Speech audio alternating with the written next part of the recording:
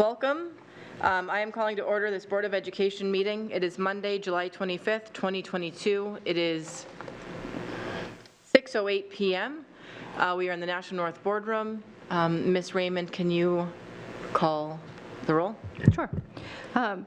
In no particular order. Ms. Johnson? Present. Ms. Brown? Here. Ms. Lampier? Here. Ms. Bishop? Here. I'm here. Ms. Darling? Here. Ms. Gilio? Here. Mr. Claffey? Here. We also have Mr. Donovan, Dr. Andrade, and Attorney Bolton. Thank you. Yes, sorry. Sorry, everyone. There's some formatting changes that I'm adjusting on the fly. Almighty God, we have the high honor and the serious duty of managing the educational institutions of our beloved city. In our common endeavors, may we find a spirit of unity and understanding which will enable us to face our multiple problems with an objective mind, with justice and charity for all, so that any and all decisions made by us will be for the betterment and greater happiness of all our fellow citizens. Amen. Amen. Ms. Julia, will you lead us in the pledge? I pledge allegiance to the flag of the United States of America and to the republic for which it stands, one nation, under God, indivisible, with liberty and justice for all. Thank you. Okay. Moving right along onto the consent agenda. Can I have a motion to accept the consent agenda? I'll move to approve the consent agenda. I'll second. Thank you, Ms. Lampier. Just giving Ms. Raymond a second. Okay, all those in favor of accepting the consent agenda say aye. Aye. Aye. Any opposed? Nay. Okay, that's Ms. Brown and Ms. Johnson. Thank you. Any items removed or communications outside the consent agenda we need to discuss? Seeing none. This brings us right into the first public comment period. Oh, that was fast. What? You need this? Gary Hoffman.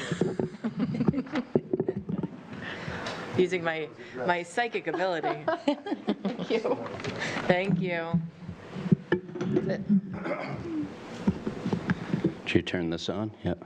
They're hot mics, they're always on. All right. Gary Hoffman, 38 Perham Street, Nashua, New Hampshire. The policy I'd like to speak to that's on tonight's agenda is policy BCB, Board Member Conflict of Interest. And I'd like to speak to one small piece of that recommended change. I understand why this change is being put in. I just think there's one part that's a little overly restrictive, and I'll read it. It's in the very last part where it says basically that any retired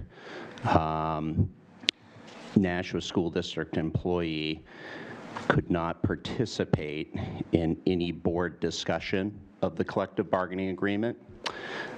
In the past, people have usually refrained from voting, and I understand that. However, if there's a collective bargaining agreement that a retired employee has experience with, that understands it very well, and the other board members might have questions that they just want to ask that person, I don't understand why we would not allow that person at least participate in the discussion, especially, they're not going to be voting on it.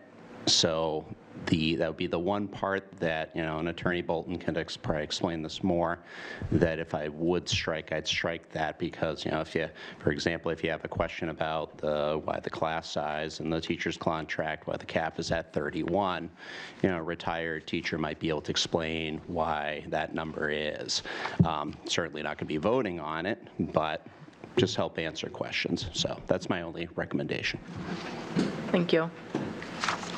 Seeing no other public comment for first period, we will go for first period comment.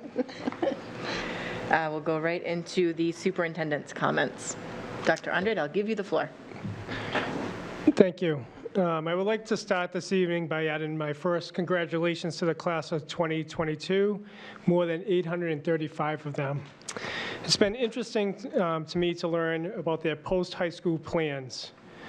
So in combination of North and South, we have 67% of our students continue on to higher education, whether a two or 4-year college or technical or trade schools. 2% of our student graduates are going to serve our country. So thank you for their military service. 25% of our students are moving on to full-time employment, and 6% of our students are moving on who have other plans, including a gap year. Among our college-bound students, we have 11 that are attending highly competitive STEM-associated schools, including MIT, Georgia Tech, Tufts, WPI, Carnegie Mellon, and Clarkson. We have 5 attending Ivy League schools, Cornell, UPenn, Yale, and Dartmouth. We have others attending schools that are also considered highly competitive, including UCal Berkeley, UCLA, BC, BU, Northeastern, Syracuse, Villanova, Fordham, and Purdue. And then we also have a number of students who are pursuing college through the University System of New Hampshire and other states across New England. If you'd like to see the full list of the graduates, please scroll to the bottom of nashua.edu, and you can see the banner that includes all the attending colleges. Class of 2022, Panthers and Titans, I wish you continued success in all that you do. We also had a Gatorade Track and Field Player of the Year, so congratulations to Soraya Ross of Nashua South, class of 2024. Last month, Gatorade announced Soraya as the 21-22 Gatorade New Hampshire Track and Field Player of the Year. This award recognizes not only outstanding athletic excellence, but also high standards of academic achievement, character demonstrated on and off the field. This spring, Soraya won 2 individual events and anchored the winning 4x100 meter relay at the Division I championship meet. Soraya set a meet record of 12.19 seconds in the 100-meter dash and won the 200 in 25.79 seconds and led the 4x100 relay in another meet record time of 49.29 seconds. I think she ran faster than I could read that. So congratulations to Soraya. That's incredible. In addition, a few weeks later, she captured the same 3 events at the Meet of Champions and took 4th in the 100 at the New England Interscholastic Championships. So please join me in congratulating Soraya. Wow. Additionally, I also want to highlight the countless numbers of teachers and administrators participating in professional learning during the summer. I want to thank Dr. Safdie, Mr. Chopra, Ms. Bagley, and all our administrators and teachers for organizing these opportunities. So we have teachers right now participating in integrating ELA in science at the 5th grade, our NGSS Amplify Science implementation at the 3rd grade. In 8th grade, they're working on science unit orientation. Our Amplify Science assessments are being reviewed in 3rd through 5th grade, and 6th through 8th grade teachers are involved with that. Back to school learning for multilingual learners. We're revising our ELA units of study in 6th through 8th grade. So really, I want to commend all of our teachers and educators for all their hard work over the summer. I also want to recognize our custodians and maintenance staff. It's been really hot in our buildings, and they're just doing yeoman's work. So the public doesn't see their really blood, sweat, and tears that go into cleaning our buildings. So as I've been touring the buildings, I really want to commend them on making our buildings ready for our students, our teachers, our administrators come at the end of August. So really a shout out to the Buildings and Grounds Department. I was also fortunate enough to visit our summer programs, and some of the highlights this past week, I visited our summer ELL students, and they were learning about life after high school. So our students were taking tours of our CTE program and talking about applied learning in real-world settings, and they were also going to tour some of our higher ed partners. So again, kudos to our ELL department and our students for really thinking about and thinking broad about life beyond the school walls. So kudos to them. We also have a Community of Kindness campaign going on with a number of our students in our special education programs. So the first week of August, there'll be a community effort where our students have made over 200 individual tiles that they'll be distributing across the community. So be on the lookout for our tiles where our students want to build a community of kindness. So again, their artwork is fantastic, and literally, a lot of their tiles are hearts. Let's say their hearts and minds are in the right places, and really akin with my thinking right now on how do we bring unity. So I want to thank these students and their teacher for leading this campaign. And then just as a point of reference, we have a high school graduation this upcoming Thursday night. So we'll have another group of students walking across the stage, and I want to commend those students on their resiliency and keeping with their pathway to be successful in high school. Also, part of my transition plan, I've been meeting with a lot of community people over the summer, and I've been asking the following questions. And so if you do happen to see me in the hallway, or if I stop you in the community, these are some of the questions that I'll be asking. What traditions and beliefs do we value as an organization? What are our strengths? What are our challenges? How are students performing academically in the Nashua Public Schools? What are our untapped resources? What opportunities are available for all students? Are we meeting the needs of all students? How are we preparing students for to graduate college, career, and citizen ready? And what unifies this district? Also, as a kind of PSA, there'll be a community survey going out later this week. Please take the time to complete the short survey, and I look forward to reading your responses. And those are my comments for this evening. Thank you. Okay, this brings us to the board response to superintendent comments. I'll just go around this way. Ms. Johnson, would you like to reply? Sure. First of all, I would like to welcome Dr. Andre to our school district. I look forward to working with him. He's already started rolling up his sleeves, and he's out there. He's spoken to many of board members and the community, and thank you. Thank you. I think you're going to be a great asset to the school district and the community. I also want to say thank you for telling us about all the students and where they're going to be heading off to.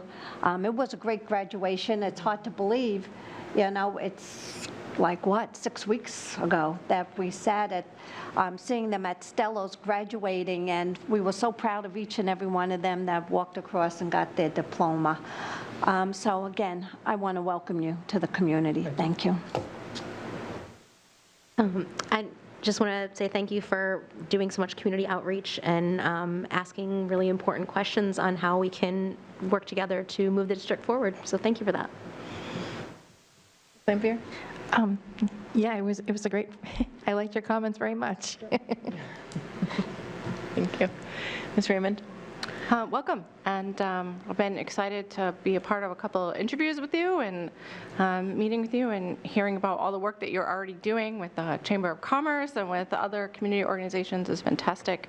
And way to go, Nashua graduates this year. That was really impressive. And also to our track student athlete. That's wonderful. Ms. Darling? Welcome again, and all of our students are awesome. I'm going to leave it at that. Thank you. Thank you, Dr. Andrade, for bringing up all the things that we have to celebrate about our school district. It's always nice to do that. Thank you. Mr. Cloud? Nothing to add. Okay. Yes, I forgot that this was your first full board meeting. I feel like we've been doing so much work that it already happened, but it didn't. But welcome. We're happy to have you. I know everybody here has been raving about their connections with you and their conversations and your view of how to get our district to the next level. So we're all very excited to support you and see the district grow. So, and congratulations to those students. And yeah, I'm excited. Okay, we have no student board members here tonight. We're going to pop right into committee work. If nobody has any objections, I would love to take policy and do that first because we have Attorney Bolton here for about 13 more minutes, and he can help speak to, I know Mr. Hoffman had brought up policy BCB. I thought maybe we could have that discussion with our city attorney here to speak more to why the added in language is put in there. Do we have any objections? Are you okay with that, Ms. Johnson? I guess so, because I'm the one who added in the language, and I had it done by one of his colleagues in the office. Yeah, no, I just meant bumping policy before That's finance. fine, that's Okay. fine, because I'm just giving history, I'm the one who had I know. that put in there. I know. Yep, and I wasn't here last week because I was sick and I had asked it if it could stay Right. in committee. Right, I knew it was going to be a conversation, so I thought we would just have it while all of the correct players are at the table. Over here, do we have any objection over here? None. Okay. Ms. Raymond, are you okay jumping into policy and doing that policy first? Yep, I can. Hang on one second. Thank you. Let me just cross this out. And we had spoken at the policy meeting about the fact that we expected, given that there were not many people available to attend policy this month, that we would build in some extra time tonight to make sure that people had their questions answered on a couple of these policies. So if there are no objections to it, we'll start at that last one, the conflict of interest, because I think that's the one that has the most discussion, and then go back in order, unless people have another one that they specifically want to talk to Mr. Bolton about. Okay, so I'm going to go ahead and make a motion that we approve policy BCB, board member conflict of interest, as it was amended by the policy committee. I'll second it for discussion. Thank you. Now I just got to flip to it. Okay. So just to reiterate what Ms. Johnson had said, Ms. Johnson had gone to Ms. Clark, I think, at the city attorney's office, and Ms. Clark came back with the changes that you see in here in red, where she added a paragraph regarding clarifying that a conflict of interest is if you vote on a collective bargaining agreement under which you are receiving some benefit. So if you're a retired teacher, Or could receive benefit. or could receive benefits, you couldn't vote on the teacher's contract. If you were a retired secretary on the board, you couldn't vote on the secretary's contract. And then the other change that came about through the policy committee was Ms. Brown had emailed us with a couple of different suggestions, one of which would be to beef up that paragraph. But the second suggestion she had was she wanted to eliminate the language at the end of paragraph 2, beginning with embarrassed with, because I don't know why, but it's subjective. But the committee agreed with her, and so we passed it with Ms. Clark's suggestion for language and Ms. Brown's suggestion for taking stuff away. So that's how we got here. So I'd like to discuss if there is a conflict present for the person who is retired from that collective bargaining agreement to participate in the discussions. I actually do agree with Mr. Hoffman about the historical references that sometimes occur when we are looking at the contracts. And I'm wondering if Attorney Bolton wouldn't mind speaking to why that's a conflict. Because I like to just throw you right in the middle of things. Well, it's a conflict if your policy defines it as a conflict.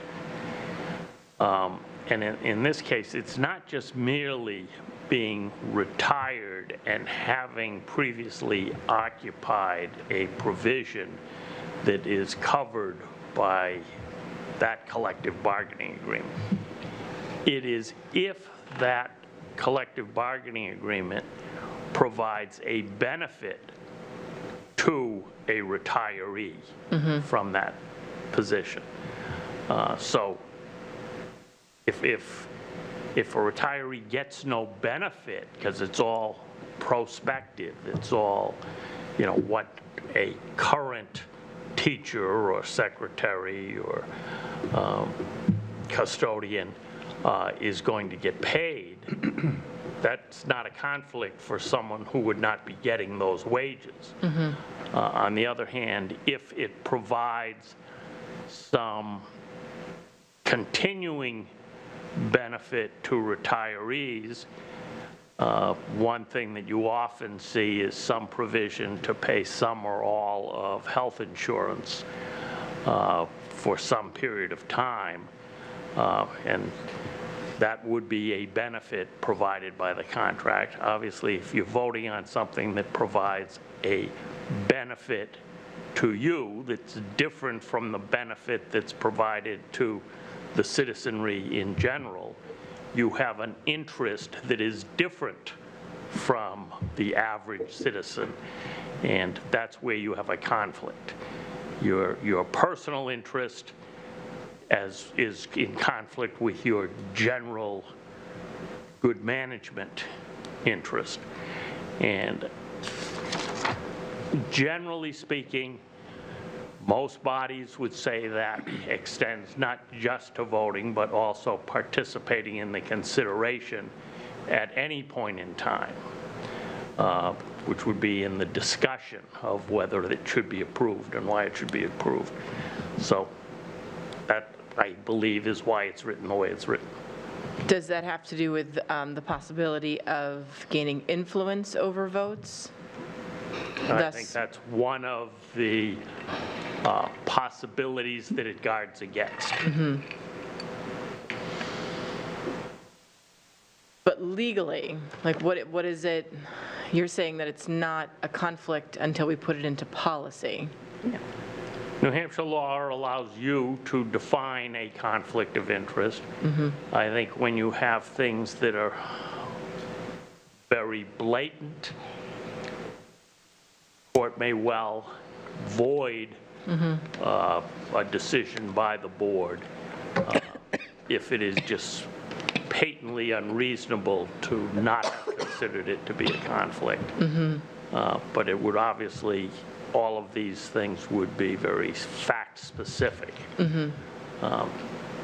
Generally, if you don't allow participation, whether by voting, discussion, negotiation, or planning, you're going to protect yourself from some strict interpretation that a judge might impose later on.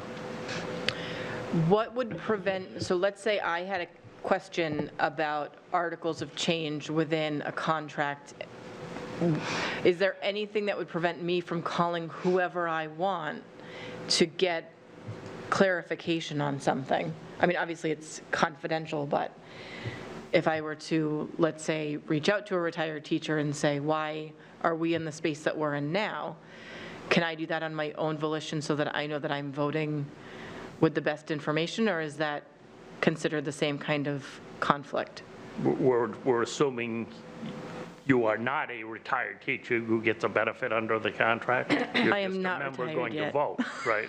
No, yeah. In your hypothetical that you're posing here. Right. Yeah, nothing wrong with that at all. A board member can reach out and seek information from whomever they think has the information and can be helpful to them. Okay. Anyone else? I wanted to ask, there's the section down here about nepotism. And it states that I'm sorry, which paragraph? it's, Oh, I see it. 2 under the red. yeah. And it states that the board may employ a teacher, other employee, if that teacher or other employee is the father, mother, brother, sister, blah, blah, blah. Policy GBEBE, the employment of relatives, we have set up so that it prohibits all nepotism. Should we combine these so that they both say the same thing, or? No, because they're referring to 2 different issues. So policy GBEB is regarding employees of the district who are related to each other, not supervising each one another. This policy is about The superintendent people on the board and the board. and the superintendent disclosing if they have a personal relationship with someone. So, for example, in the past, we've had board members whose children or, children-in-law or cousin or whatever worked for the district. That board member would not vote on any matter in front of the board that had a direct effect on their family member. Okay. Which is very different than someone directly supervising a family member, because we don't actually supervise any of the employees, but it would be inappropriate for me, for example, to vote on whether or not we hire my sister as a teacher, right? Right. The only other thing I had was, is there any way to change it so that board members, even if they have a conflict of interest, be allowed to participate in the discussion? Because I feel like part of the reason we were voted in is, at least in part, due to our life experiences. If we could share those experiences in the discussion, but then withhold from the vote, or is that too far? Historically, people have not participated in those discussions if they have a conflict of interest, like, for example, a relative, because they're advocating at that point on behalf of someone receiving a benefit from it who is directly related to them or themselves through their retirement benefits. Personally, I just feel like, of course, I think it's because Dottie Oden was my big influence in learning how to be on the board, but if it appears to be a conflict, then don't do it, is what she always said. And so the idea of debating something where I have the appearance of a conflict is a very oogie feeling. Yeah. So. Thank you. I call it the Christmas present effect. Are you going to get a better Christmas present because that person all of a sudden gets paid more? I like that. That draws the line. Ms. Lampier? Can you point to any specific cases where this type of discussion has been a problem? I can't cite any cases as I'm sitting here. If you would like us to do some research on that, we can. It goes, I of course want to take the advice of our lawyer, but at the same time, I just think that this is just far too strict. We don't have any other writing in here about any other conflict of interest in particular. And to me, it seems like it really is something that's aimed directly at a board member. And I just don't, unless I have specific examples, I don't want to vote yes on this. So that's why I asked. Right. So, and if you have that desire for us to do research, we're willing to do that. It is not something I can be counted on to know every case on any particular subject. Right. Okay. I can tell you historically, we've had more than one, even in my tenure over the last 5 years, we've had more than a couple retired district employees on the board who, if they were to have engaged in voting on the teacher's contract when it came up, they would have directly been had a conflict of interest. And we've had some that didn't recognize that was a conflict. I agree. So, I agree I can think of 3 examples. 100% with the voting. So I don't agree with the it's- discussion. yeah. Same, Regan. Ms. Lampier, sorry. Ms. Lampier, I don't know if there's a legal reference down here, Marsh v. Hanover. I don't know if that's, or the Atherton v. Concord might be any reference of times that it may have been used at other places. Those are old. Okay. Okay. Mr. Claffey? Thanks. Thank you. So the first paragraph says, that the board declares, I'm reading, it's the first paragraph, second line, a conflict of interest is a personal pecuniary interest that is immediate, and definite. So when I was told that I wouldn't be allowed to vote, what was at stake was a benefit that I was not receiving at the time. So if you tell me I can't vote because there's a potential to receive a benefit, that seems to me to starkly contradict an immediate benefit. Because you're saying, well, you could take that in 3 years. The second thing, can I propose an amendment or should I wait? I want to address what you're saying because we had discussed this in that period of time, which was the immediate could be tomorrow you could decide to pick up something that you weren't. I'm walking a line because I don't want to share your business is all. His business or mine? Yours, because I know what you're talking about. It was public. It was a public meeting. I don't. Right, with the health insurance? Sure, yeah. Okay. Yeah, it was public. But you have the potential to pick it up at any time once you're retired. You could. You could. Okay. And so I know at the State House, our state reps cannot vote on something. They have, when you run for state office, you have to fill out a whole form about any potential conflicts of interest you might have regarding yourself and anyone in your household that might get a financial benefit from any bill that might be proposed at the State House. Sure. So I'll use myself as an example of a bill. My husband's a biomedical engineer.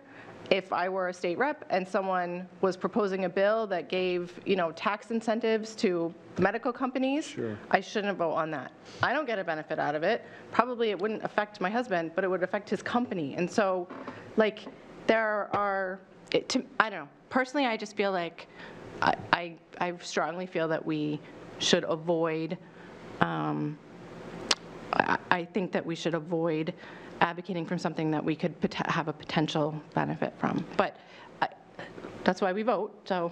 And one of the, stand sorry, down. the other thing that I was going to say was, one of the things that we discussed was if it was decided, if somebody decided to bring it to court and say that this vote, there was a conflict of interest in this vote, there was, Attorney Bolt, I know we're 3 minutes past when you needed to leave. I'll write you a note.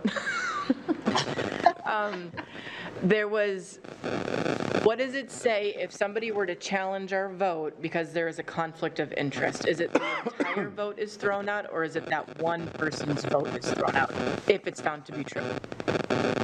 The entire vote could be disallowed. The action, vote authorized, could be disallowed. I think a greater and more likely possibility is things get tied up in court for 2 years. And, if Does that hold trying up? to get contracts settled, delay is one of the biggest problems. Would that Delay happens anyway, and if you Right. you risk that kind of delay that is part and parcel of getting things adjudicated in court. It has the potential of causing greater problems. Would that hold up the contract for all, 1,500 employees that are a part of it? As many people as the contract covers. Wow. So it's a big pause button. All right. If at any point, so let's say, That's crazy. let's say somebody doesn't want to refrain from the vote, would we as a board be able to make a motion to say, we as a board feel that you have a conflict of interest and we are saying you can't vote? Like, does the board have that power to tell somebody they can't vote? Yes. Okay. So the power continues to stay with the board no matter what this policy says. We can say we feel there's a conflict of interest. I'm not sure I would want to say no matter what the policy says. I mean, that's kind of hypothetical. If you created a policy that made it entirely within the judgment of the individual member, I suppose you could do that. But you might find yourself in court over it with the attendant problems that I feel like everything can end us in court. Mr. Claffey? So can I propose an amendment now? Yes. So I would like to amend the third paragraph and simply remove or strike in the second to last sentence the words "or board discussion." And I think that would address some of the concerns that have been expressed here. If the words "or board discussion" were stricken from the third paragraph, that's what I'm proposing. Okay. I'll second that amendment.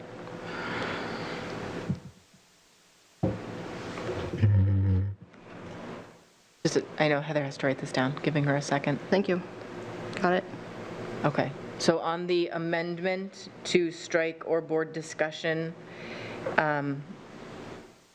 all those in favor say aye. Wait a second. I thought Are you what about allowed- discussion? Oh, I wasn't even looking in your direction, sorry. Yes, go ahead, sorry. You know, I'm not going to support this because I didn't target anybody. I went to legal because I wanted to make sure that we as a board understood what happens with a conflict of interest. Attorney Bolton made it very clear to us what could happen. You could tie up a contract because somebody says, a former union member talked to us, which they shouldn't have because there's a conflict of interest here, you know? So why do we bother bringing in our attorney to discuss anything if we're going to start eliminating things here? And I brought this in for a reason because I want to make sure that it's clear what a person can and cannot do when there's a potential conflict of interest. You know, if it walks like a duck and it quacks like a duck, chances are it is a duck. And you asked, it's almost like 1,000 questions of the attorney here to have this motion here to eliminate a sentence here. And I'm not going to support this at all. I think this paragraph is a very important paragraph. It lays out what you can and cannot do. And to have somebody come in and be able to discuss on a collective bargaining agreement, on the memorandum of understanding, where they are a former member of the union, I think it's crazy. And eligible for a benefit, right? And eligible And for eligible for and benefit. Because thank that's you. the key. Like, if you were a bargaining member for, 18 months and you didn't get vested, then you don't have a benefit. You know, we lack writing policies, and here's a policy that's been corrected. We have the attorney here, and we're going to eliminate. I'm not going to support it, and I'm not targeting anybody. This is now and for future, because when we have people come on the board, and I don't care if you've been with the union, I want to make sure that this stands the way it stands. That if you're eligible, no, you can't speak. You can't vote, you can't speak, you shouldn't do it. You just shouldn't do it. Because you wouldn't want it if I came in here and had hey, when I was on the Board of Aldermen, Attorney Bolton can tell you I had to have a piece of legislation written because they took my husband's veteran tax credit away. I didn't speak on it, I walked away from the horseshoe, and the whole thing went because if I spoke on it, it would have been a conflict of interest, a big, huge conflict of interest. And why do it? Why put the whole board in jeopardy and have to wind up in court? I don't think so. Thank you. Ms. Brown? Excuse me. So I think that Attorney Bolton has actually been pretty clear that he said most bodies would agree that participation in the discussion would also be a conflict. I think it's a really big risk for us to put upon the board to change this language to, I know obviously we are trying to lead the questions in the way we want. Just because we don't like the answer doesn't mean we should disregard what he said. The potential for personal influence or potential for information leaks that would affect the action taken by the board is the reason that you wouldn't want someone to take place in that discussion. I actually second what Heather was saying. One of the things I think all of us have really respected when we worked with Dottie Oden through the years was she was so thoughtful and genuine about things that were, could possibly affect her or even members of her family who still work for the district. And she would get up and walk out in the hall when we were discussing MOUs and things like that. It was a prime example. And yes, should we have to put it in writing? Not necessarily, but it also absolves us of that kind of pressure. Sorry, I'll stop talking because I know you got to get it out of here because you're grabbing your stuff. But I really do think it's important to maintain the not just the illusion of maintaining a conflict of interest, of staying away from it, but also making sure that we really do it with our due diligence and be honest about it. And so I cannot support the amendment. Please excuse me, I've got to get to the Board of Aldermen's meeting now. Yes, thank you. Thank you. Thank you. Thanks. Any other discussion on the amendment? Okay. Okay, so the amendment is proposed to strike, quote, or board discussion, end quote, from the last line of the third paragraph. A yes vote would strike it. A no vote would leave the policy as it is. I'm asking for a roll call, please. Sure. Can I just clarify, this is for collective bargaining agreements or memorandums of understanding specifically?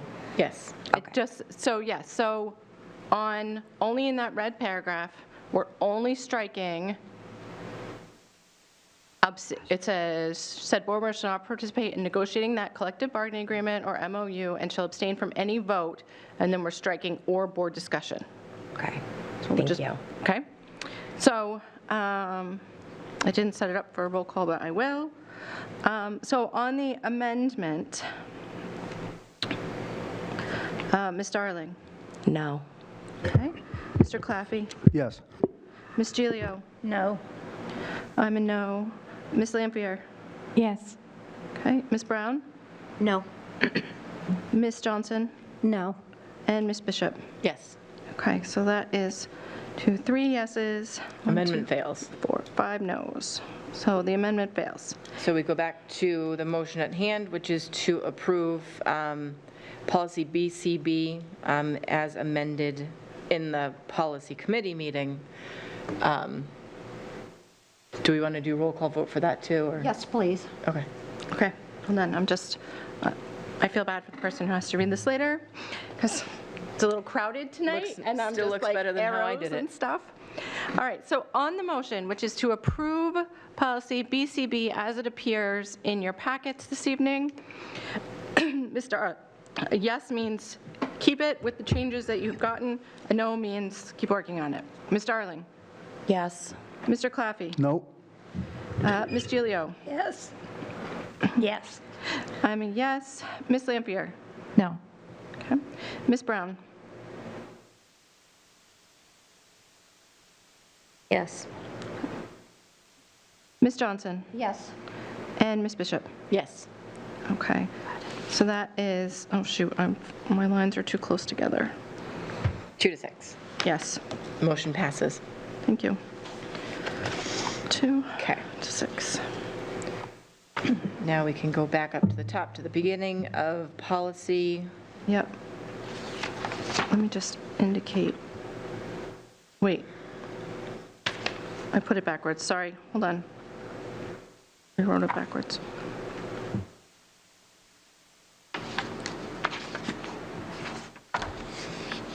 All right, that's totally legible. Okay, so are we keeping with policy, or are we going to go back to finance? I think we can just finish up policy if you I don't would mind. do that, Okay. so we don't jump around. Okay.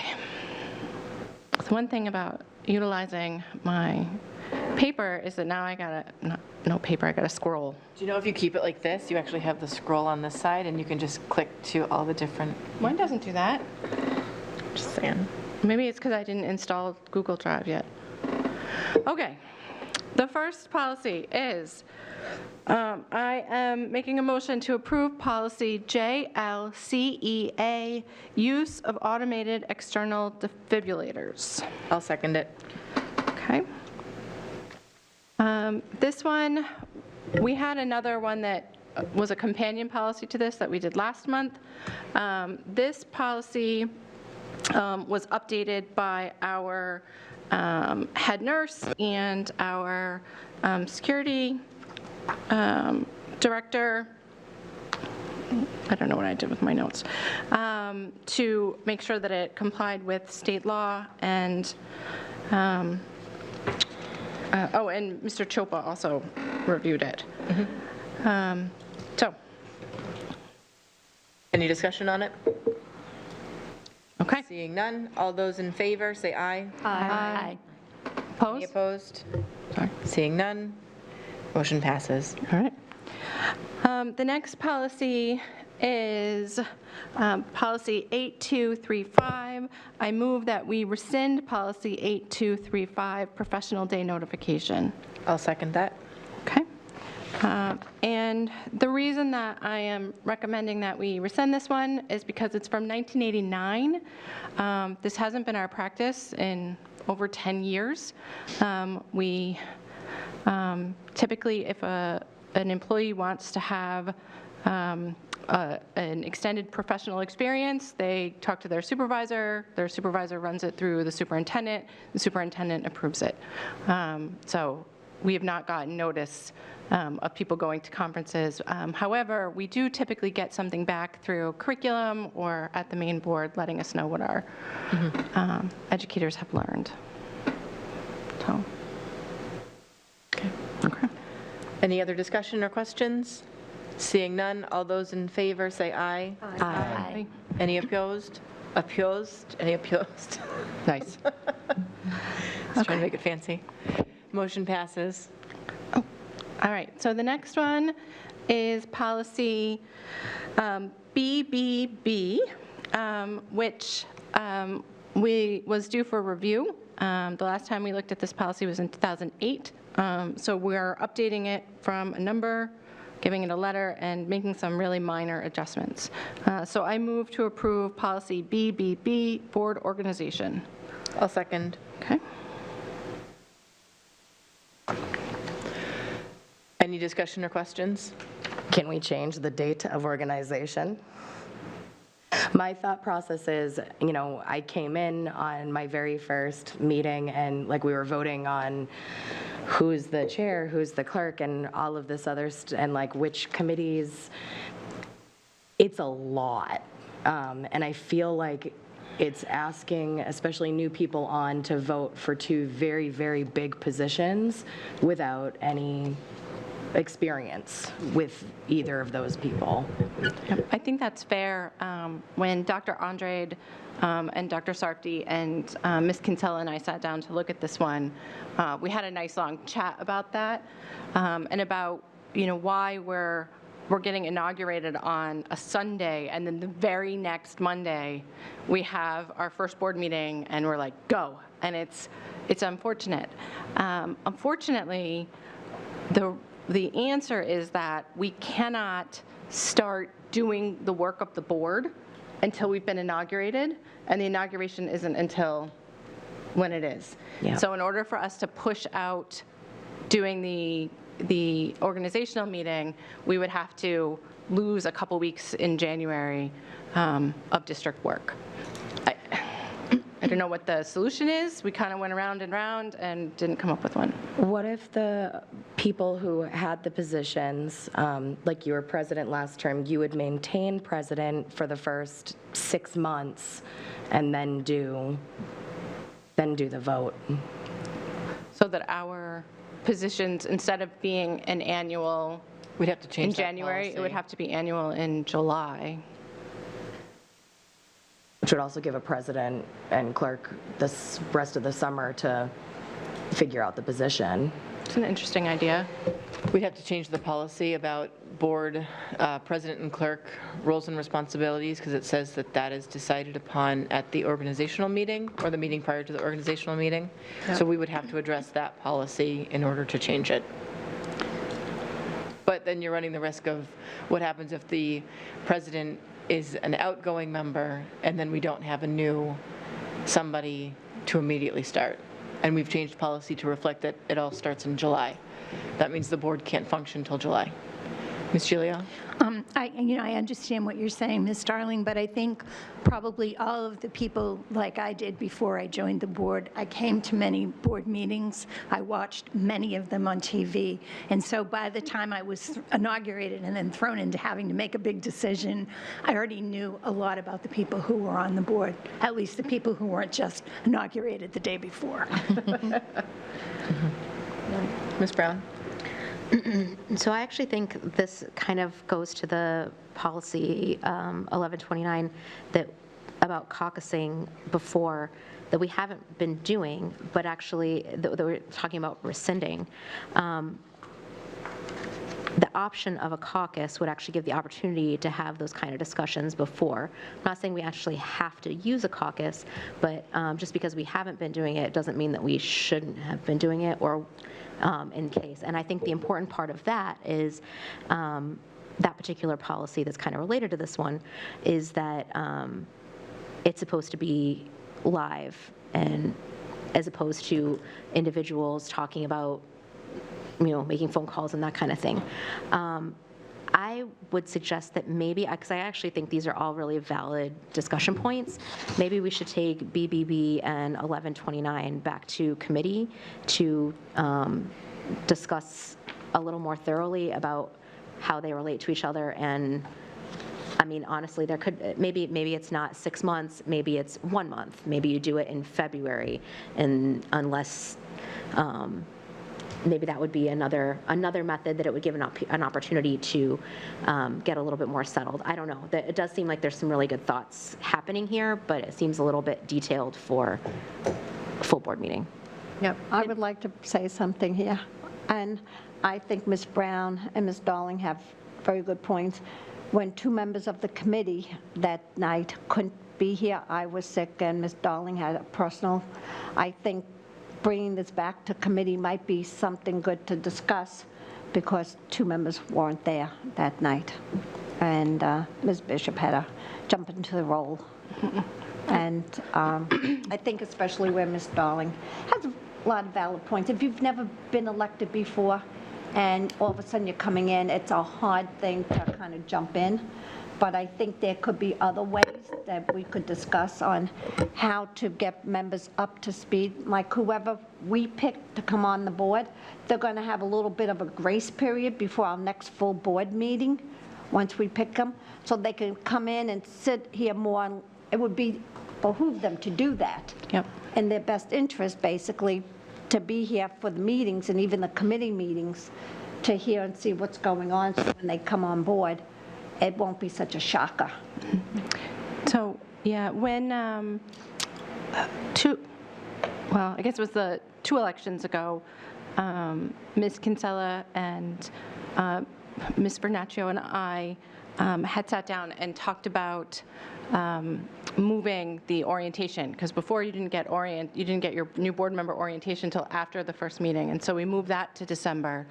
But that was a big question. Can we require people to come in to complete even an orientation before they've been inaugurated? And legally, we cannot require it. So we could potentially talk to Mr. Bolton or Ms. Clark about offering a caucus in December after the election, but before the term officially begins. I think that's what the alder people do, but I don't know if we can require new members to do anything, because they can't do any board work beforehand. But I have to say, for the most part, people have been very willing to come in for an orientation prior to inauguration to at least give them something.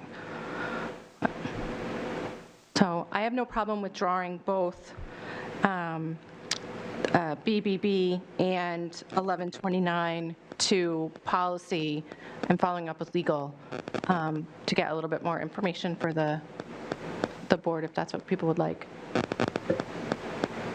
I think that would be a great idea. So then this way, we can have the policy, and then it just kind of lays everything out on what will be for our new members. Thank you. Yep. So both BBB and 1129 withdrawn to policy. And Okay, well, that makes it easy. So the next policy is, where'd I go? The next policy is policy 1131. And when we looked at this one, again, this one hasn't been updated since 2005. I basically took the numbered ones and pulled them forward to look at tonight. We have another policy that's board minutes, which is BEDG,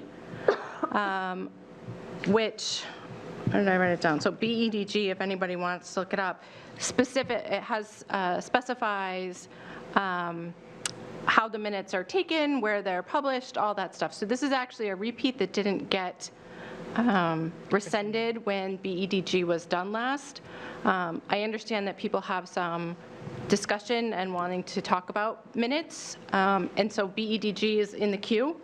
But for now, I hate to leave two policies that say different things in conflict with each other.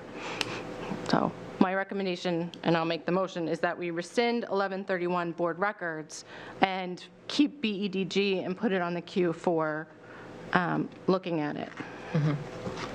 I'll second that. Okay. Ms. Brown? How soon is it in the queue? That's, my queue right now is JKAA-R and BEDG.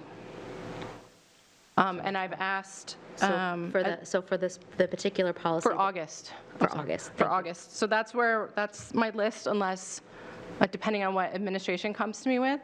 But I need to have Attorney Clay, the right-to-know attorney, I think she's back now. I need to have her take a look at the minutes policy and make sure that we are having a good understanding of what right-to-know requires and that our policy is following any changes that have happened in the right-to-know law this year. Because, as you know, the right-to-know law was updated for non-public meetings as well. So it might be September if she doesn't have time to look at it, but that's pretty much where the bottleneck is. And I'm calling her out. I haven't actually sent it to her yet because I just started making my queue. But those are the two I have on there. Any other discussion? No? Okay. Okay. So all those in favor of rescinding policy 1131, say aye. Aye. Any opposed? Nay. Ms. Brown opposed. Motion passes. Okay. The next policy is 1217. I have to say, it was really fun going through these numbered policies that we haven't looked at in, 30 years. This one's from 1983, and it's just been kind of like hanging out in our book. So 1217, I'll make the motion and then I'll explain. So I move to rescind policy 1217, notification of parental and student rights. I'll second it. Sorry. Thank you, Ms. Bishop.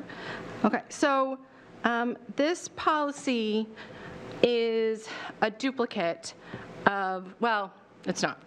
We have two policies, JR and JRA, which are regarding student records and student rights. And so when I pulled those policies talk about the ability of parents to review the education records, and students, once they're 18, can ask to see their own records as well. Guardians also can see records. It also talks about how to do that, and it talks about FERPA and our requirements under FERPA for keeping student information secure and private. When I looked up parents' rights, we don't have a policy regarding simply parents' rights beyond the records policy saying that we keep records of the students and they have a right to see it. And I looked up the law, and there are two laws that go to this, Ed 1102.04 and Ed 119.01. Those are both regarding confidentiality and are incorporated in JR and JRA. There was a bill regarding the Parental Bill of Rights in front of the House in New Hampshire this year. but it failed on May 18th, 2022, because it violated the 2018 anti-discrimination laws, and the Attorney General had opposed it. So, given all of that, and because JR and JRA aren't particularly old, my suggestion is that we rescind 1217 as being out of date and not in line with current state law, and we keep the JR and JRAs. Bless you. Any discussions or questions? Seeing none, all those in favor of rescinding policy 1217, say aye. Aye. Any opposed? Hearing none, motion passes. Great. And then the last policy I have tonight is, hold on, I lost it. JI. Yeah, I just switched pages, sorry. switched. Okay. So, policy JI, which is student rights and responsibilities, which I pulled up because that was the only one out of the three JR, JRA that was old. And so JI says that you can have your information about your student rights, and the disciplinary procedures are in the student handbook. So, I'll second that. did I make a motion? I don't think I did. Motion to approve JI. I'll second. Okay, sorry. Any discussion or questions? No, there's a lot of cross-referencing this month. We're cleaning things up. It's fun. I actually really like pulling out all the different policies and spreading them out all over my table. Okay. So seeing no discussion or questions, all those in favor of approving policy JI, say aye. Aye. Any opposed? Hearing none, motion passes. Okay, thank you. So our next policy meeting is on August the 16th, and I just went over what we have.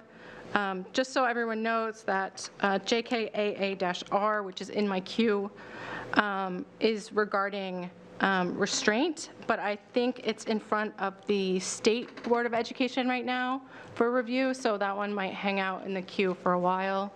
If anybody has any other ones that aren't super old, let me know.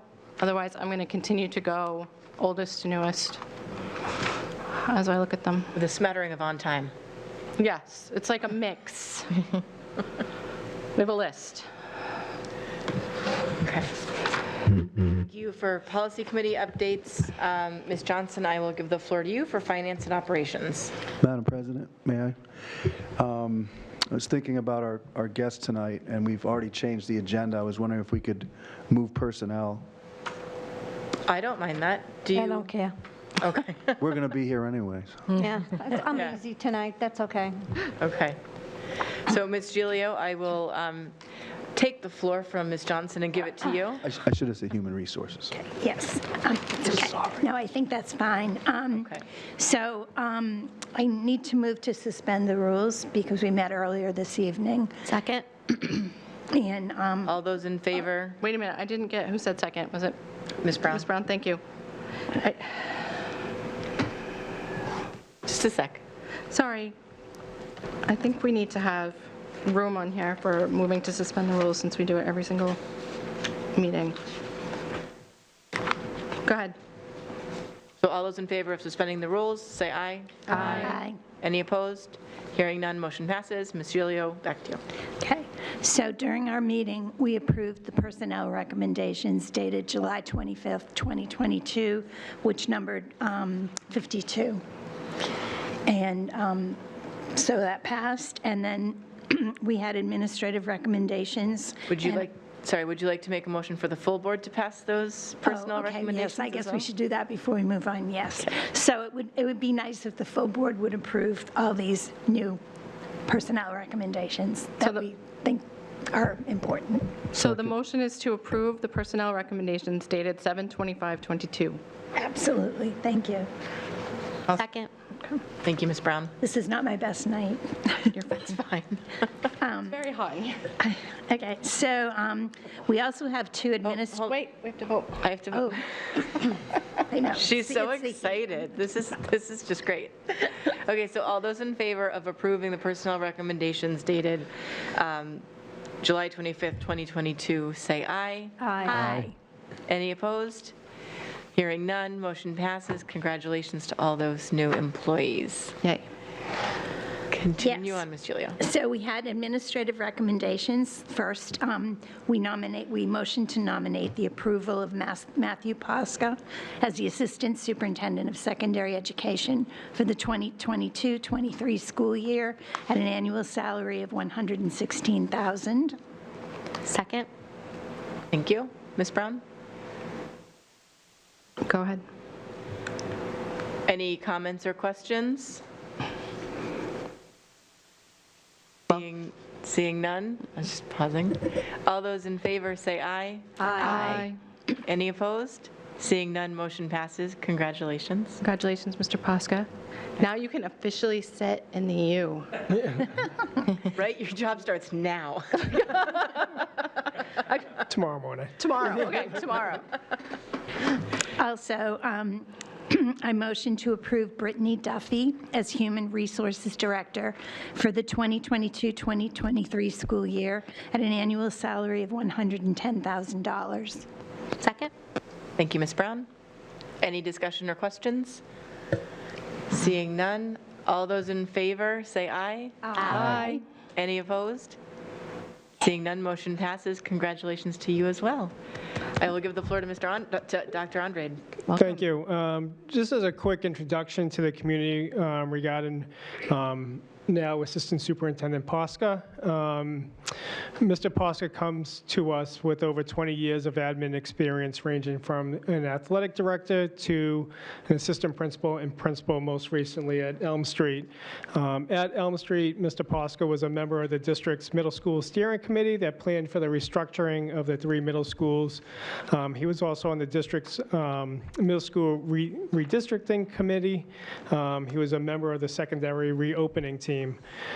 It's also noteworthy to know that Mr. Posca really has a PLC focus, and a focus on student learning, focus on collaboration, and a focus on results. So again, his mindset is really about how do we support the teaching and learning in every classroom, not only at the secondary, but working with Dr. Safdie to make sure we have a unified vision pre-K through adult learning. And speaking with his references and our admin staff, some of the qualities that came out and were really apparent was his problem-solving and solution-seeking abilities, his collaboration, and his willingness to roll up his sleeves and really get at the root cause to move forward. So welcome, Mr. Posca. Looking forward to working with you. And then I also want to welcome Ms. Duffy. She's an experienced leader with over 15 years of experience in all facets of human resources management, employee engagement, talent management, and recruiting. She has a strong background in laws and regulations, budgets and payroll, risk management, strategic planning and analysis, and technology implementation. When I contacted her references, 2 things that came out from in-house attorney, which really speaks kudos to, again, some of her competencies. So the in-house lawyer at her former employee said that she was the best researcher and was able to find incredible amount of resources. So really that's what we're looking for, of being a lifelong learner and someone who's willing, again, if they don't know the answers, to find the answers. So again, her competencies and skills of really being a researcher, especially in HR when things are consistently changing, again, portrays that future forward thinking that we'll see in that department. And then the other comment that was made by her references was her inclusivity and making sure everyone has a sense of belonging. So again, I think that's when we're looking at our, not only our HR department, but as an organization, to make sure every student and every adult in our school community has a sense of belonging and a sense of inclusivity. So I think those skills she'll be bringing not only to that office, but also, again, to the greater Nashua School District. So welcome, Ms. Duffy.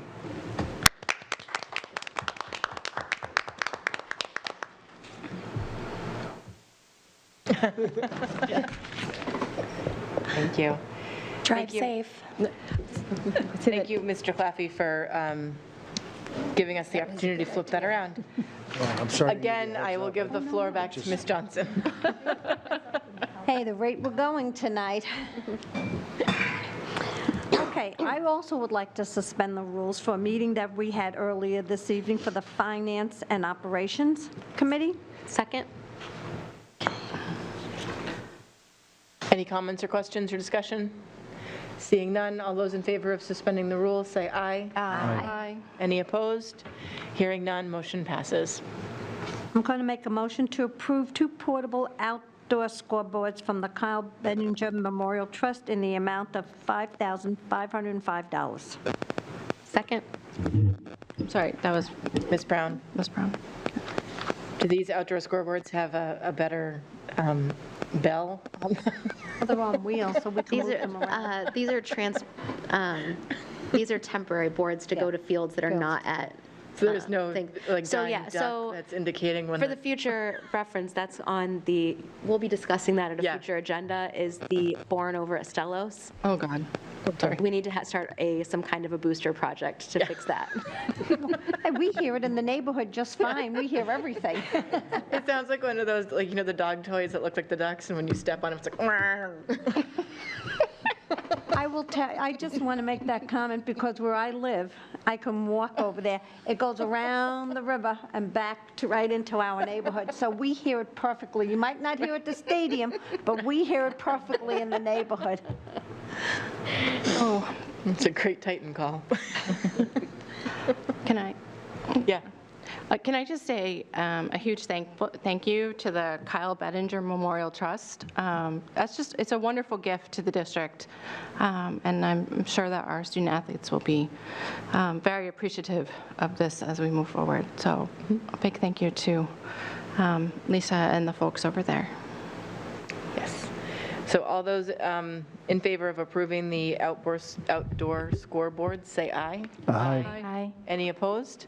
Hearing none, motion passes. Recommendation to approve the purchase of 4 milk coolers from the Singer Kettridge in the amount of $14,878.42 to include equipment, delivery, freight, and warranty to be funded from the special revenue account, USDA. Second? Thank you, Ms. Brown.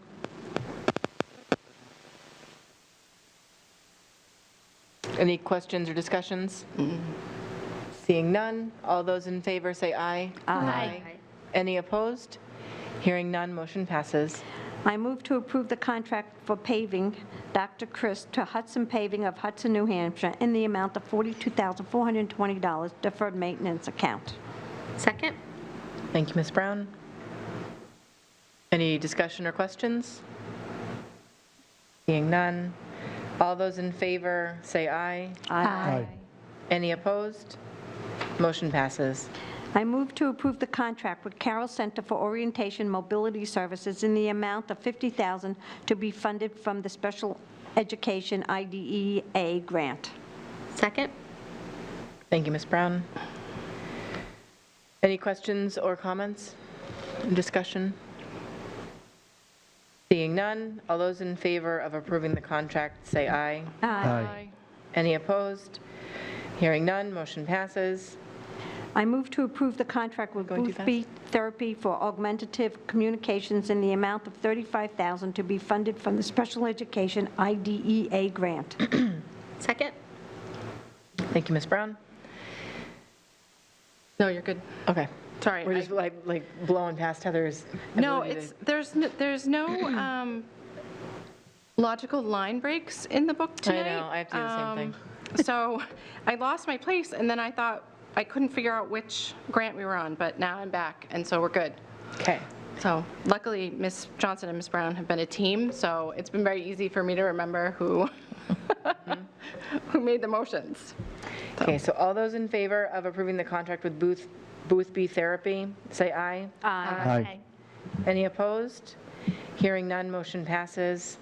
I move to approve the Sure Hands Lift and Care Systems quote for $18,689.90, which includes installation to be funded from the Special Education IDEA grant. Second? Thank you, Ms. Brown. Any discussion? Questions? I'm sorry, which school was this for? This is just a Sure Hands Lift and Care, so it's going to be any... It'll be at the South High School. The high school. Thank you. Just curious. All those in favor to approve the Sure Hands Lift and Care Systems, say aye. Aye. Any opposed? Hearing none, motion passes. And I have two more motions. Although it shows one, I have two. Oh, I move to accept the June FY22 transfer report. okay. Second? Thank you, Ms. Brown. Any discussion? Questions? No. Seeing none, all those in favor say aye. Aye. Any opposed? Hearing none, motion passes. And the FY22 excess spend options, boardroom equipment, tonight we talked about $30,000, but now we're going to change it up to not to exceed $50,000, and that's going to, it has to do with the mics and everything. Can you read your motion for me so I write it down properly? Sure. I move to accept from the FY22 excess spend options for the boardroom, not to exceed $50,000. Will that $50,000 give us the capacity to possibly zoom in and out for meetings, like how? I know. So we don't know, they're still working on quotes and things. Okay. Yeah. All right, so it's amount not to exceed $50,000 for boardroom improvements? Improvements. Okay. Is that going to be enough? Should we No. just come back if we find a deal that's more than that? Spend, that's all we want to do. I want to make it accessible for everybody.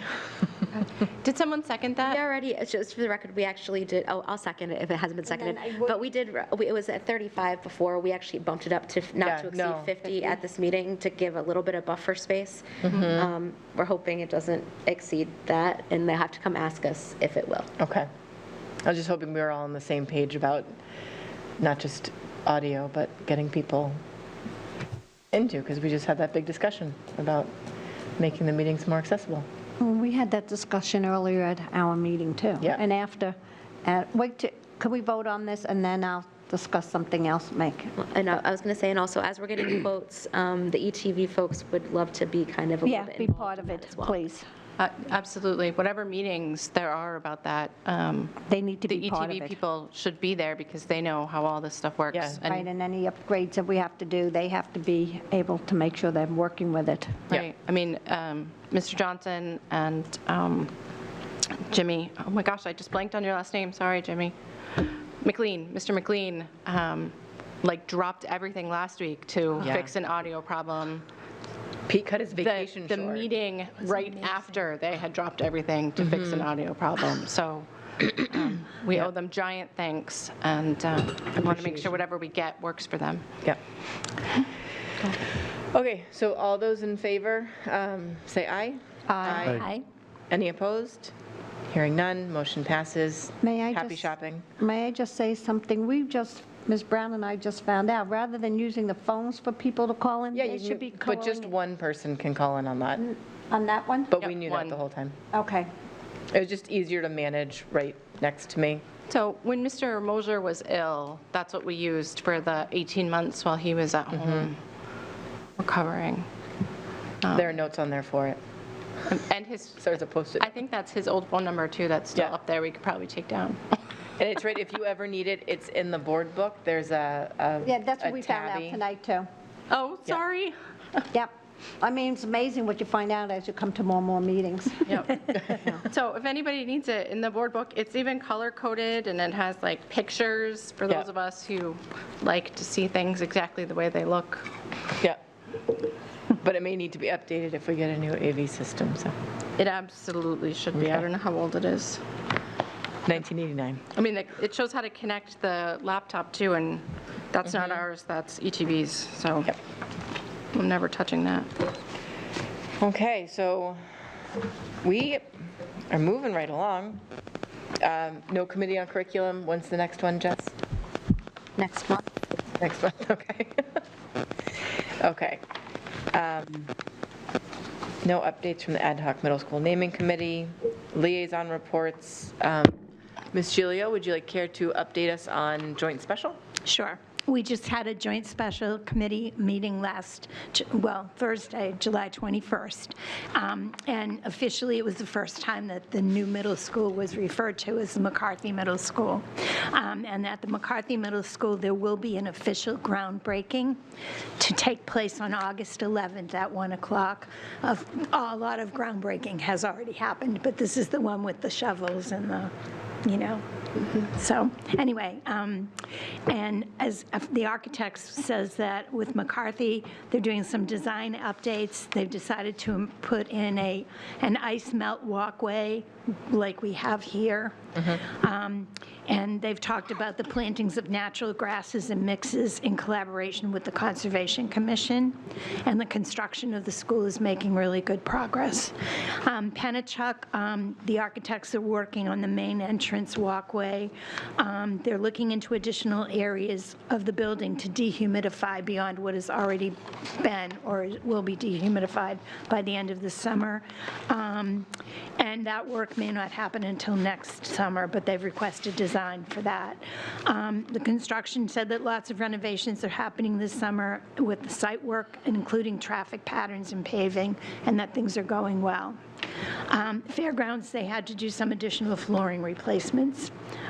55 Franklin Street, the Board of Aldermen approved that all streets around the school will just be one-way streets. There's been a lot of concern about the traffic in that area, and that will take place before school happens, before school opens. They're still having lots of meetings, and they're working on keeping on the schedule for the opening of school. And in addition, there will be renovations done to Maine Dunstable and Birch Hill schools. The design work is being done by our architect, Harriman. They're also doing the McCarthy Middle School, and have done other schools for us. And the construction drawings are expected in January, with the work beginning next spring as soon as the ground thaws. Excellent. Ms. Johnson? Yes, I'm going to request that we be able to get a tour of Franklin Street School and see how much improvement's been made since we saw it a year ago. Yeah. So currently, Franklin Street is having their asbestos abatement, but once that's done. We just have to go through Dr. Andrade, and then Mr. Smith can escort us around. Or the director over there. Or whoever. Yeah, so we have a meeting coming up, we're just on what the progress is, so we'll be wearing our hard hats and steel-toed boots. The progress is a little behind schedule right now, so we're looking at alternatives of where we might have to house students that were targeted to go into Franklin Street at the opening of school. Oh. So I think we have that meeting Thursday or next Thursday. It's coming up really fast. Thursday, yeah. Ms. Raymond? Thank you. I just have two small things. The first is that the board is invited to the groundbreaking on the 10th at 1 p.m. And there'll be a beam there for everybody on the board to sign if you want your name on the beam in the building, just kind of cool.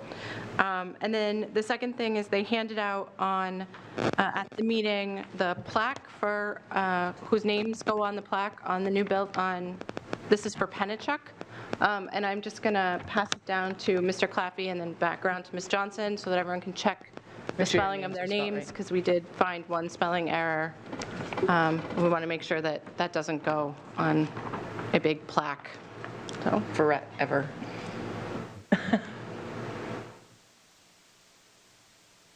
I was just mumbling to myself, I got my name on more buildings here, and I got my signature on a beam here also. That, gee, I guess, That's cool. I don't know. I never kind of like, even when I was an alderman, I wouldn't even think for people to call me alderman, just Paula. You could sign the beam just Paula if you I wanted. could. Like share, just. Right? Just Paula. Everyone will know who Paula is. There you go. Like a But- space capsule. Nonetheless, just double check it because we don't want any That's fine. errors. Yep. So while that's going around, I will. I got you. I was saying to Regan, I got hers. Oh, yeah. Let's go into unfinished business. The middle school redistricting, Dr. Andre, I will give you the floor. Thank you. First, I want to commend all the work that's been happening over the last few years around the discussion of the middle school project and the redistricting. Really, they've been doing yeoman's work. That being said, I think we all can acknowledge that the middle school redistricting is a very big conversation, and a conversation that has really a tight timeline at this point. I think we need to have a plan in place by this time next summer, so that our community knows what's going to happen in the following school year. So there's a lot of planning going involved. I also think the whole conversation around redistricting is more than just drawing lines on a map. It's going to have a community impact for years to come, and I think it's really important that we involve the community in a larger conversation. To that end, I think, again, this conversation, we have to do it right and be open.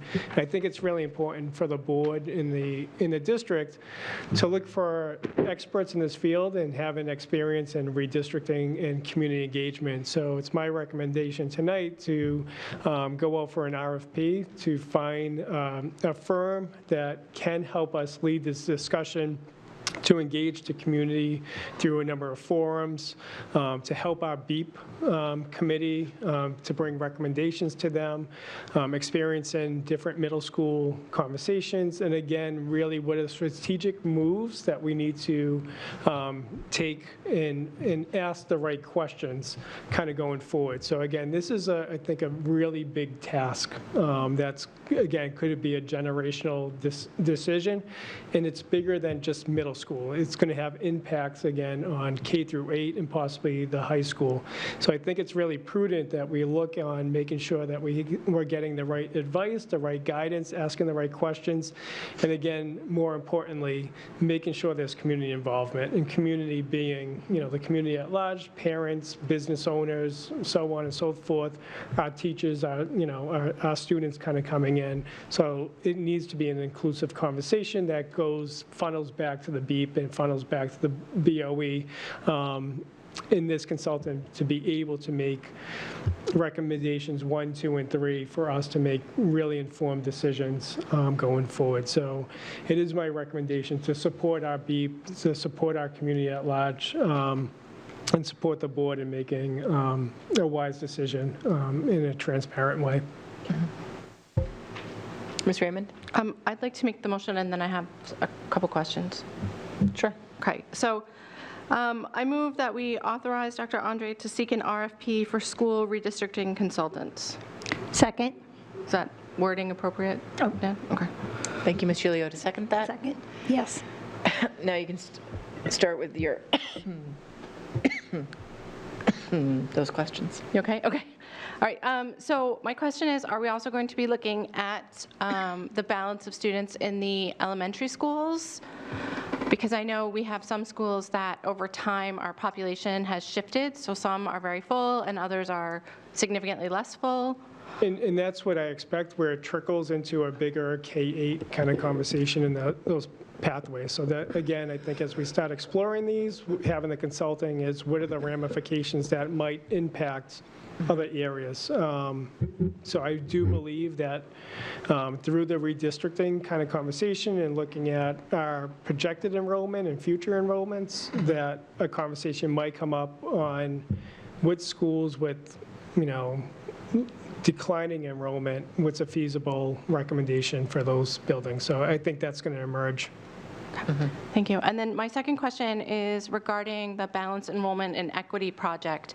I don't think we've gotten any reports from that group or during the work that they're doing, and I'm wondering if as part of when we get the RFPs back, et cetera, as part of that process, if we can get a little bit more information from them that will help guide the board as we try and make decisions about if we have more than one bid, who to award the bid to, and then two, how to interpret the guidance that we're getting. Yeah, so that's my intent as well, is to make sure we acknowledge the work of the BEEP going forward. That committee was constituted to make some of these informed decisions to advise the board. And I don't believe they've met in a long time. So we have to bring it back to life, rejuvenate it. Okay. Ms. Brown? Do you have any kind of a ballpark figure about what the consulting might cost? If the answer is no, that's okay. Yeah, I'm hoping as we kind of write the RFP that, just in general, it might be $15,000 to $20,000. Again, if we start unpacking certain things and it turns into a K-8, making recommendations of closing schools down the line or things like that, it might scope a little bigger. But again, the community engagement, any kind of research, any kind of presentations might be around $15,000 in that ballpark, give or take $5,000. Yeah. I mean, it seems reasonable and important. And I think it's a really good idea to kind of have outside eyes looking at it, because it can be a way that people can look at it more objectively. I think it's a worthy investment. Again, this is a conversation that we can't take lightly. It's going to really impact the culture and climate of our community. Absolutely. One more question. At one point, the middle school steering committee was also looking at reallocating staff to the 3 middle schools as we seek some parity in size. Is that going to be part of this redistricting process, or will that continue to have its own track? I think that's, again, this consultant bringing in some expertise and their experience, but I see us, again, partnering and collaborating with our with all of our unions and what that looks like. So again, these decisions aren't making in isolation, but again, that outside lens and bringing in some research on different models. But we know that's going to be a conversation that we have to take, and what are best kind of scenarios. At the end of the day, really, the answers and our solutions are going to come from within, but hopefully that consultant can guide us and facilitate conversations that we can all agree upon. Okay. And then my last question, and this might be for Mr. Posca when he gets settled, is related to policy. We do have some policies governing middle school education, and it seems that it would be a nice opportunity as we embark on the new middle schools and having them all, with some sense of equity and new resources for our staff and our students, so we also take a look at that policy and make sure that that policy is up to date. We've been kind of, it comes up on the queue, and then I push it down the road a few months, and I've been doing that for 4 years now, so. Those policies are on my radar as well. So whether we have a consultant coming in, I think it's a conversation on, what does teaching and learning and instruction look like in our classrooms, and what does proficiency look like. So those policies are on my radar to address. Yep. Okay. Okay, so all those in favor of beginning the... Want me to read it again? Yeah. It says, the motion is to authorize Dr. Andre to seek an RFP for school redistricting consultants. Would you rather it say the school district instead of you, Dr. Andre? Sure. Okay. Okay. Ms. Julia seconds that. Second. Okay. So all those in favor say aye. Aye. Any opposed? Hearing none, motion passes. Okay, so continuing on into new business, I will give the floor back to Dr. Andre, who can tell us about the grants. So if I may, I'd like to bring up Ms. Davis, who actually wrote the grant, and Yes. really recognize her for her excellent work and leadership behind securing some grants that benefit our students. Excellent, thank you. We love meeting the people behind the work. Ms. Davis has been invaluable. Yes. Over the last couple of years. It's been wonderful. So, It's nice to finally meet you. So do you want to hear just the basics about the grant? Yes. Help you decide? Oh, am I not close enough to the mic? I don't like being too close, and also I talk with my hands and I like to smack it, and it's not good.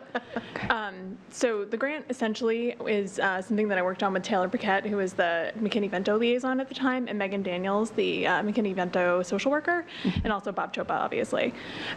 Essentially, the grant is going to give us funding to partner with the St. Joe's Mobile Health Van, where we'll be able to provide up to 300 physicals per year for students in the schools. They don't have to be in transition. They could just be at risk of being in transition. And I know that students generally who are under McKinney-Vento are protected from being asked to leave school if their physicals aren't up to date. But then if they transition into housing, we want to remove that barrier before they go back. Anyway, so it covers that. It also covers some, that's the bulk of it, some transportation for families to make it to IEP meetings, parent-teacher conferences, concerts, things like that. And that'll be at the discretion of the social worker and the liaison. It'll basically be like an Uber and Lyft account. Additionally, just some, I don't know, there's some much smaller stuff, but that's the majority of it right there. And so we have 3 years of that. So. That is fantastic. Yeah, it's going to be good. I'm excited. So. wow. I'll make the motion. I move that we approve the McKinney-Vento competitive 3-year grant for the years 2022 to 2025 in the amount of $25,511 annually for a 3-year total of $76,533. I'll second. Oh, sorry. Lots of seconding. With the transportation, is it strictly Uber or taxi, or are there gas cards? We're going to try to do the gas cards. It's all kind of, we just have the funding now, and then it's kind of going to be at the discretion of the liaison to figure out how best to make that work when they deploy it. I can just tell you, Uber will stop doing it if they don't get tips, and we forget to put tips on when we go through the account. That's good feedback, because we can write that in. We've lost our healthcare stuff with the Uber Health because we don't tip, so nobody's coming to pick up our patients. Interesting. Well, that's so don't forget. sad.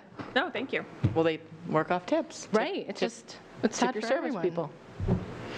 Anyway, that's just my, You might not have tip money when you're coming out of the hospital, you don't have taxi money. right?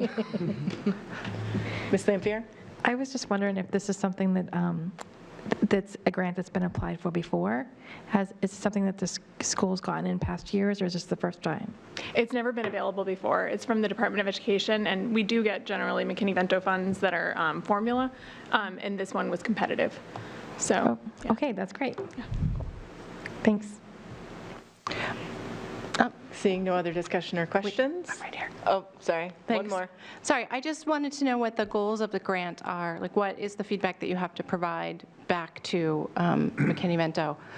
Do we have to demonstrate that, so many students were able to get physicals under the program, or is there a particular target age group that we're looking There's no for? target age group. Essentially, we're trying to ease the transition of students coming out of McKinney-Vento protection, and also encouraging more families who are eligible to enroll and receive those protections. Those are the main goals of the grant. Okay, It's fantastic. that sounds achievable.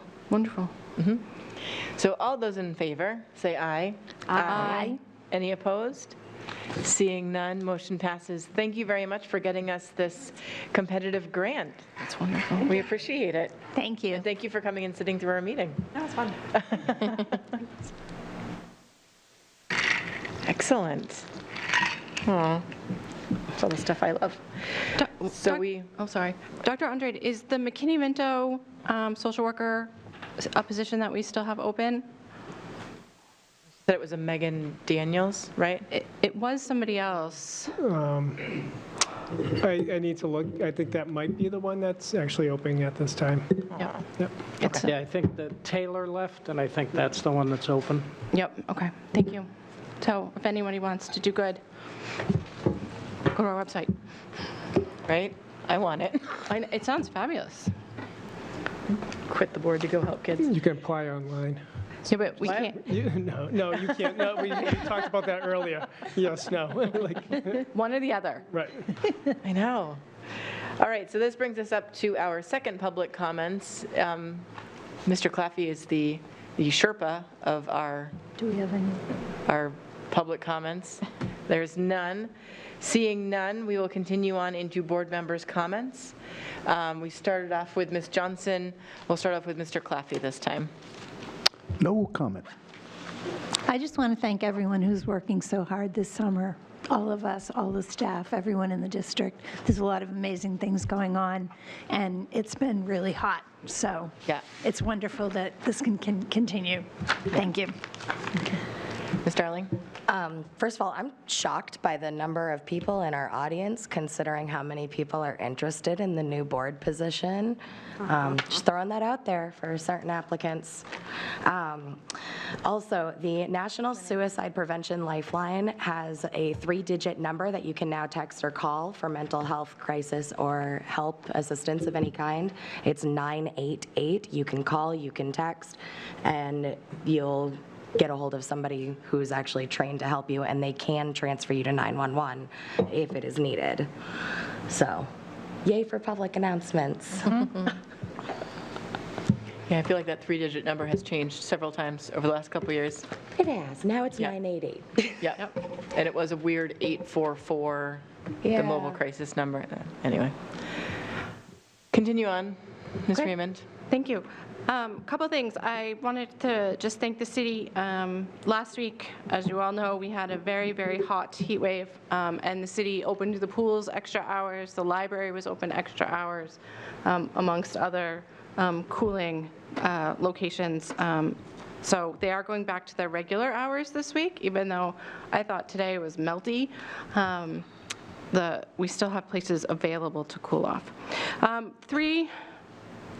Three announcements. The Soup Kitchen and Shelter is starting up their backpack program again. So they're accepting donations next week. And they collect new backpacks and new school supplies for students K through 12 who are staying in their shelter, families who need food assistance, and families who are struggling to make ends meet. They also are accepting volunteers for packing those backpacks and organizing them. They do it by grade, which is great, so you can take your kid, whether you're a high school kid or a younger kid, you register with them, and they'll have a backpack with appropriate school supplies. Speaking of which, they always need high school supplies when they do this. Protractors and calculators and the type of things that are difficult to find as a parent. They also have difficulty finding them. Do you have a place where people could donate items? At the Soup Kitchen on Perfect. 2 Quincy Street. We still have our lunch program, so that kids don't have to go hungry this summer.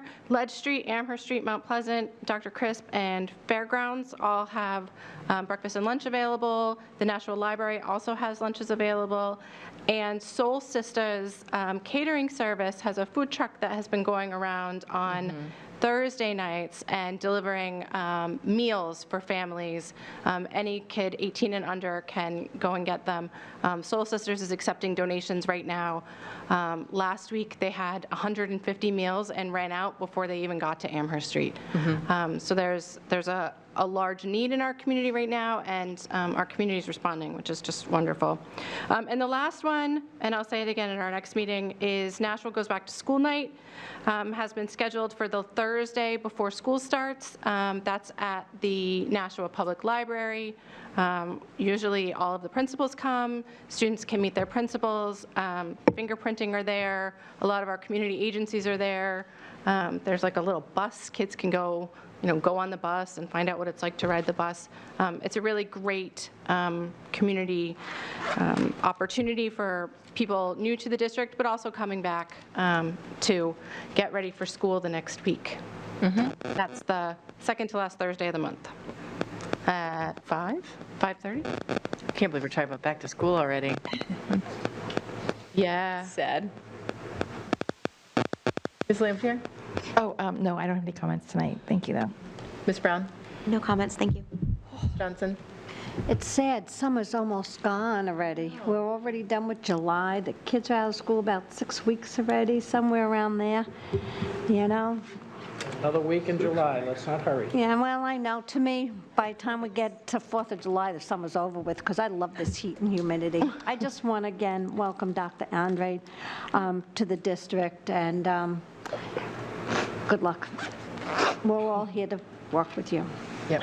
Thank you. I have nothing to add after all of that, but yes, full board meeting number 1, we had fun. I like the feeling that we have in here. It feels very positive and motivated, so looking forward to more of that, but. Motion to adjourn? Okay. Second.